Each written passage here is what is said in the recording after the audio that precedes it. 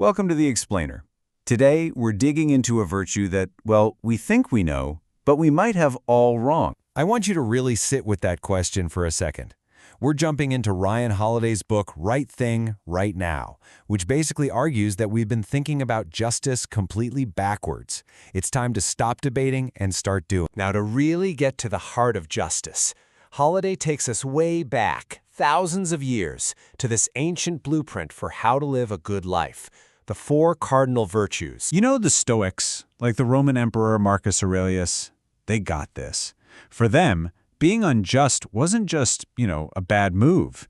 It was going against the very fabric of our nature as social creatures, meant to help each other. And the ancient language here gives us a huge clue.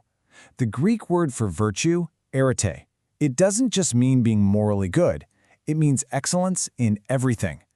And the reason they're called cardinal virtues comes from the Latin word cardo, which means hinge. They are, quite literally, the hinges on which the door to a good life swings open. So those four hinges are courage, temperance, wisdom, and the one we're zeroing in on today, justice. Holiday's point is that you absolutely need all four.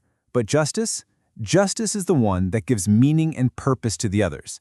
I mean, think about it. Courage for a bad cause isn't a virtue, is it? And this brings us right to the book's central and I think pretty radical idea.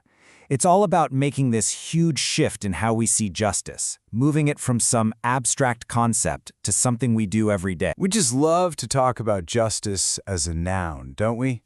It's this big idea we can debate in a classroom or get into arguments about online. But the real challenge, the book says, is to start treating justice like a verb, as a choice we make, an action we perform, over and over again. And look, this isn't some brand new idea. Aristotle was saying this ages ago.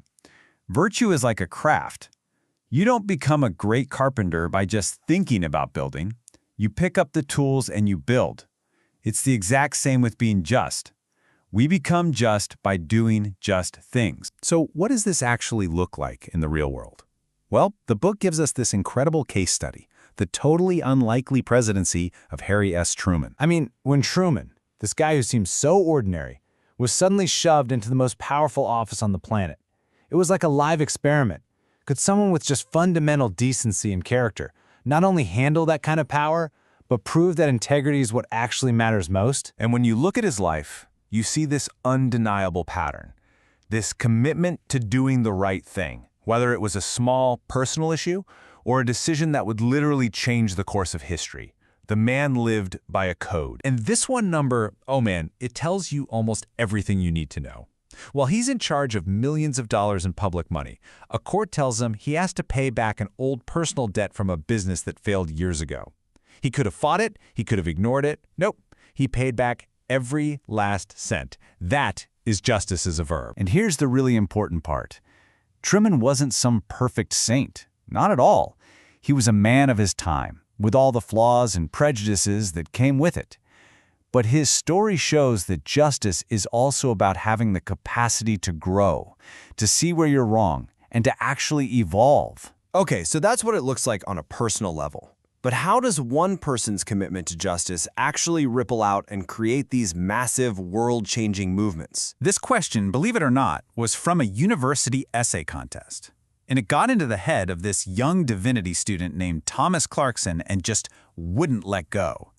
His answer, that no, it was absolutely not lawful, ended up sparking one of the first and most successful human rights campaigns in history. What's so amazing is just how smart and methodical they were. I mean, look at this playbook. They didn't just yell and protest. They treated justice like a full-blown campaign. They gathered data. They found heartbreaking stories. They created what was basically the first ever logo for a social cause. They exposed the horrific reality of the slave trade. And then they used consumer boycotts to hit him where it hurt. This was disciplined, strategic justice at its finest. Now, you've probably heard this powerful argument before, right? That you can't use the tools of an oppressive system to tear it down. And it's a critique that is often and powerfully true. But here, Holiday makes this really interesting counterintuitive point. The abolitionists masterfully took the tools of the system, tools of capitalism like logos and marketing and consumer choice, and they turn them against one of capitalism's most horrific creations.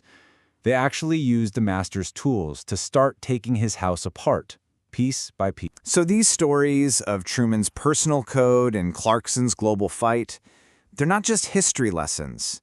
They're meant to be mirrors, forcing each of us to ask a really direct and maybe uncomfortable question. Okay, so we've looked at the ancient philosophy. We've seen it lived out by a president. We've seen it used as a weapon by activists to change the world. So what do we do with all that? What does it mean for you and In the end, this explainer, and the book it's all about, doesn't leave you with a nice, tidy summary. It leaves you with this: a simple, powerful command. It's not a friendly suggestion, it's a call to action. It takes that big, abstract question, what is justice, and turns it into a much more urgent and personal challenge. What are you going to do about it?